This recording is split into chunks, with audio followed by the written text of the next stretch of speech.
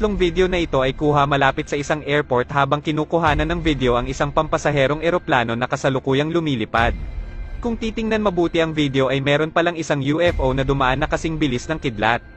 Nang dumaan ito ay makikitang mabuti ang paggalaw ng isang ulap. Hindi ito agad napansin ng taong kumukuha ng video dahil nakapokus ito sa eroplano. Panoorin nating muli ang video sa 2x slow motion.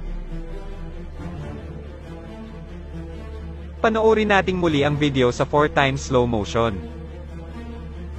Dito ay kitang-kita na agad ang paggalaw ng UFO o flying saucer na dumaan sa ulap.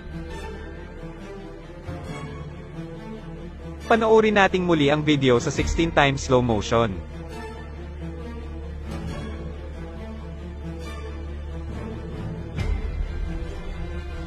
Talaga nga namang nakakamangha ang bilis ng UFO na ito.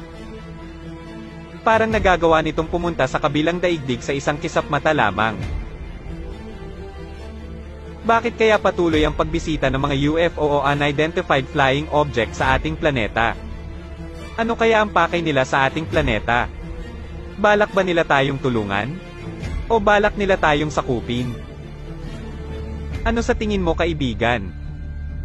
Marami pa tayong mga videos na nakakamangha na tatalakayin sa susunod.